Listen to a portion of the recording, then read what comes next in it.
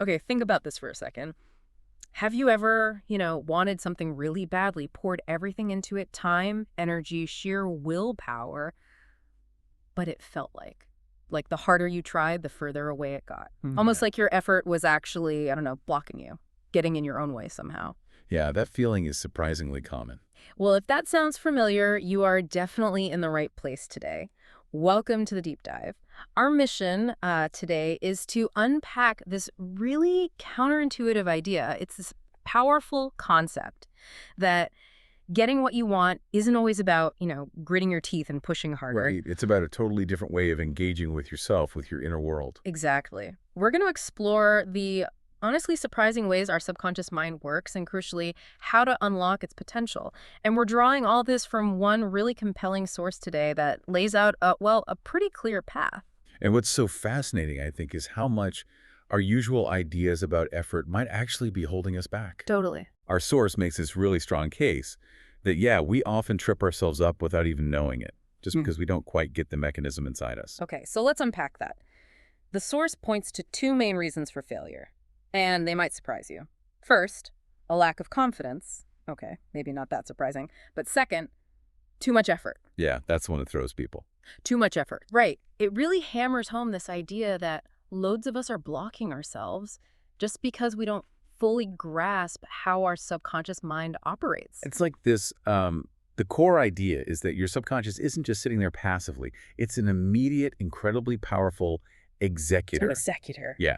As soon as it truly accepts an idea, and we definitely need to talk about what accepts means here, it just throws all its resources, these mighty resources, the source calls them, into making it real. Wow. All the deep mental, even spiritual laws governs. It's like, think of an incredibly sophisticated autopilot, but it runs on your deepest convictions, not just, a passing thought. And this isn't just for the good stuff, right? So if we're feeding it negative ideas deep down. Oh, absolutely. It's a universal law. If you use it negatively, dwelling on fear, on lack, on this will never work, well, it can bring trouble, failure, confusion. Okay. But, and this is the hopeful part, if you use it constructively with positive, loving thoughts, then it brings guidance, freedom, real peace of mind.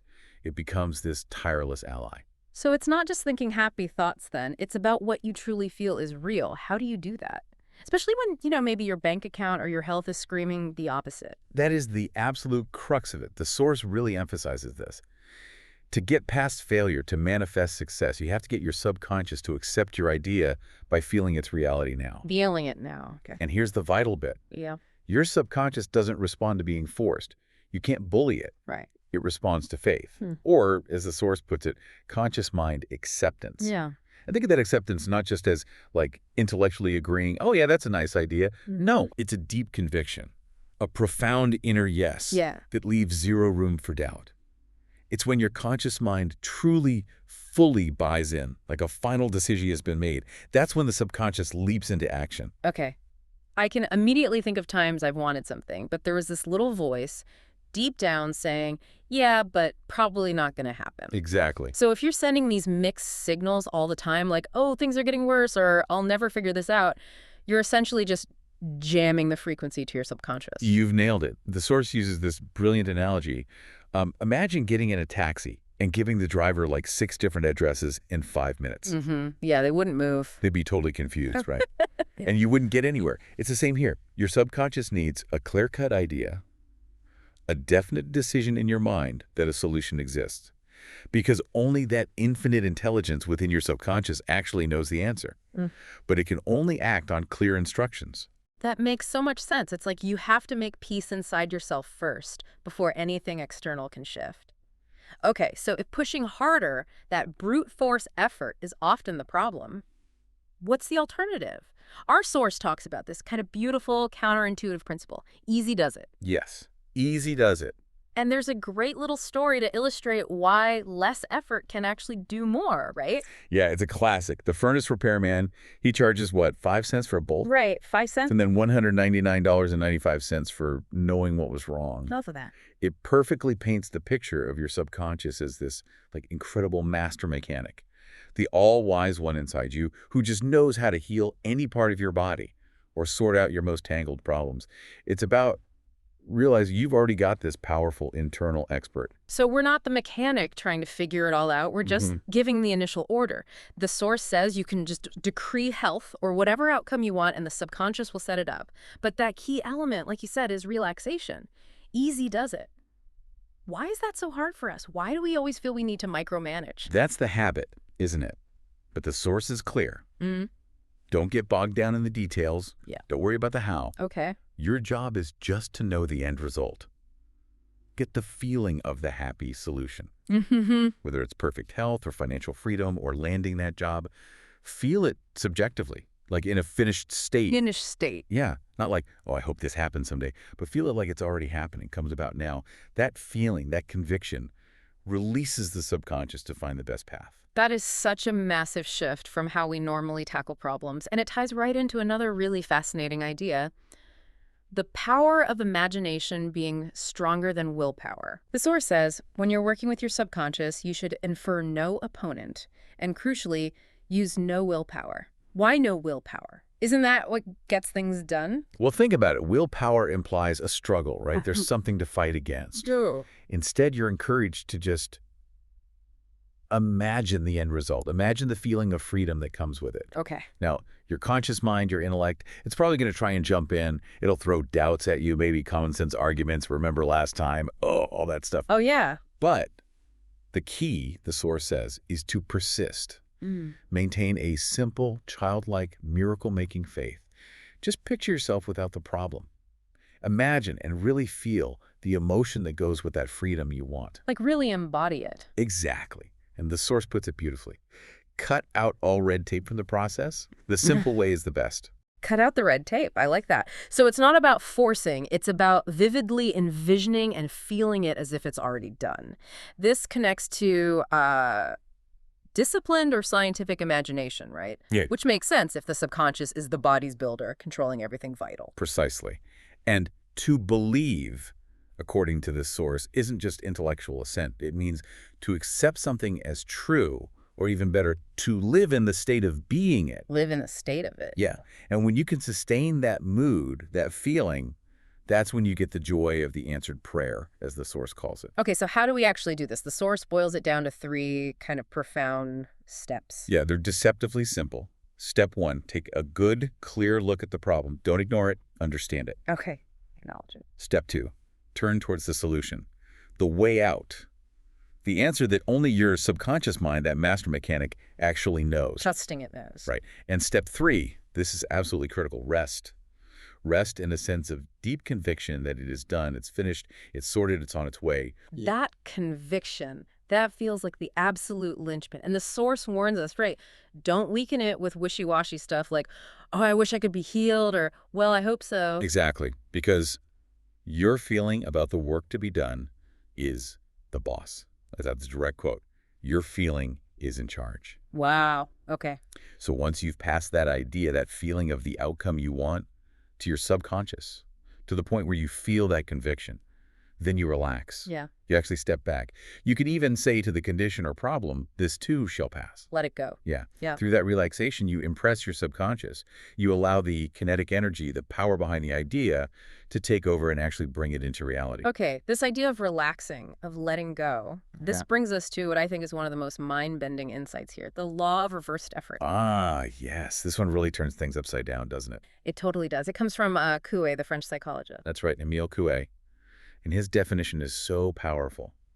When your desires and imagination are in conflict, your imagination invariably gains the day. Okay, let that sink in. Your imagination wins over your desire if they're fighting. That's huge. The example used is so vivid, walking a plank of wood on the floor. Easy, right? No problem at all. Now put that exact same plank 20 feet up in the air, between 2 buildings. Whoa. Different story. Totally different story. Your desire, your will to walk across is still there, but it's instantly fighting your imagination, which is screaming, you're going to fall, the fear of falling. And that image, that fear, becomes the dominant idea. Exactly. It conquers. Your conscious effort, your willpower to walk, gets reversed.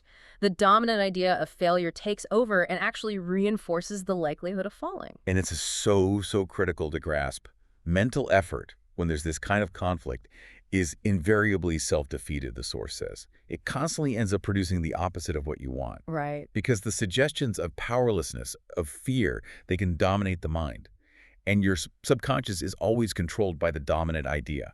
Always. If it gets two contradictory messages, it accepts the stronger one. So trying to force something, when you secretly fear the opposite, you're actually feeding the fear, giving it more power. Precisely.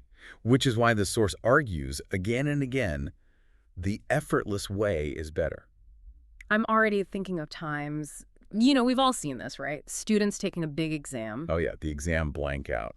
Classic reversed effort. Totally. They read the questions and poof, everything they studied is just gone, mind blank. And the harder they try, the more they grit their teeth trying to force themselves to remember. The further away the answers seem to fly. Exactly. Then they walk out of the exam room, the pressure's off, they relax a bit. And boom, all the answers flood back. It's uncanny. Trying to force it was the very thing causing the failure. It's a perfect illustration. You end up getting the opposite of what you consciously wanted or prayed for. So what does this mean for actually getting desire and imagination on the same page? How do we get these two powerhouses working together instead of fighting? Good question. Well, the source explains that using mental force, that willpower, it implies opposition. It assumes there's a fight. But if you can shift your focus, if your mind concentrates purely on the solution, it's no longer even concerned with the obstacle. Okay, so focus on the solution, not the problem. Right. And it draws on some really deep wisdom here. It interprets that biblical verse, Matthew 18:1, if two of you shall agree on earth. Oh, yeah. As touching anything that they shall ask, it shall be done for them. Exactly. The source interprets the two not just as two people, but as the harmonious union, the agreement between your conscious mind and your subconscious mind. Ah, the inner agreement. Yes, agreement on an idea, a desire, a mental image, no quarrel, no inner conflict between the two parts of your mind. It's also about agreement between your desire and your imagination, or your thought and your feeling. They need to align. Okay, so how do we create that alignment, that harmonious union? What's the best state for that? This is fascinating. The source says the optimal state is a drowsy, sleepy state. Really? Just before sleep? Because it minimizes conscious effort. That critical, analytical, often doubting conscious mind is largely submerged then. It's less likely to interfere. That makes sense. You're less likely to argue with yourself when you're half asleep. Exactly. So the best time to really plant these seeds, to impregnate the subconscious, as the source puts it, is right before you drift off. Why specifically then? Because those negative thoughts, the mental static that tends to neutralize your desire, they're usually less active. Yeah. Quieter. So when you imagine the reality of your fulfilled desire, and you really feel the thrill of accomplishment in that sleepy state, your subconscious just takes it. It starts working on it immediately. It's like planting a seed in perfectly prepared, undisturbed soil. Wow. There's a really powerful story in the source about this, isn't there? A young girl with a legal problem. Oh, it's a fantastic example. Yeah. Yeah, she had this really complicated legal issue. She wanted a harmonious solution, naturally. But her mind just kept defaulting to images of failure, loss, even bankruptcy, constant worry. Been there. Right, so someone suggested this technique. Every night, get into that sleepy, drowsy state and deliberately, consciously, start imagining the happy ending. Really feel it as real. What did she imagine specifically? She visualized her attorney telling her there has been a perfect, harmonious solution. The case has been settled out of court.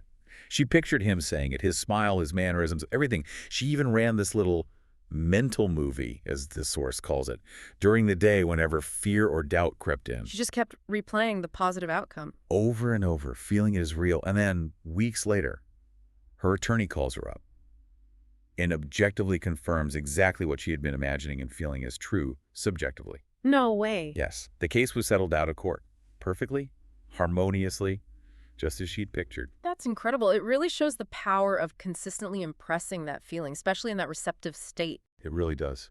And it connects so beautifully to that ancient wisdom, like in Psalm 19:1. The source links it directly. Let the words of my mouth, which it interprets as your thoughts, your mental images, your good intentions, and the meditations of my heart, your feelings, your deep emotions, your nature, be acceptable in thy sight, O Lord, meaning acceptable to the law of your subconscious mind, my strength and my redeemer. Ah, so the subconscious is the strength and redeemer here. Yes. The power and wisdom of your subconscious mind can redeem you from sickness, from bondage, from misery. It's all about aligning those thoughts and feelings with your desire, and then trusting that inner wisdom to handle the how. Okay, so as we start to wrap up this deep dive, let's just quickly recap some of the absolute key ideas from our source, the big takeaways. First, pushing too hard, that mental coercion, anxiety, fear, it actually blocks you. Easy does it is the real path. Absolutely. Second, when your mind is relaxed and you truly deeply accept an idea, your subconscious gets right to work executing it, mobilizes everything for you. Third, it really challenges us to think beyond just the usual methods, to trust that the answer, the solution to basically any problem, is already within you. Fourth, don't get tangled up in the nuts and bolts, whether it's body stuff or external affairs. Lean on your subconscious. Affirm often. Divine right action is taking place. Trust that process. And maybe the biggest one, imagination. It's your most powerful faculty. Imagine what's lovely, what's good, because, as the source powerfully states, you are what you imagine yourself to be. And finally, avoid that inner conflict between conscious and subconscious. Use that sleepy state. Imagine the fulfillment of your desire. Feel it over and over, especially before sleep. That leads to sleeping in peace and waking in joy. So what does this really mean for you listening right now? This whole deep dive points to a pretty profound shift in thinking, doesn't it? It really does. That maybe true success, true achievement doesn't come from just gritting your teeth and forcing things. Maybe it comes from relaxing into this state of imaginative faith, giving clear instructions to your incredibly powerful subconscious, and then letting go, trusting it. Yeah, letting the master mechanic do its work. Exactly. So here's something to think about. What problem, what desire have you been trying too hard to solve, pushing against? How could you, maybe starting tonight, apply this principle of easy does it? Use that power of imagination, especially in that drowsy state before sleep. It's definitely worth exploring. Absolutely. We really encourage you to experiment with this in your own life. See if you can start to recognize and work with that master mechanic that's tirelessly operating within you right now.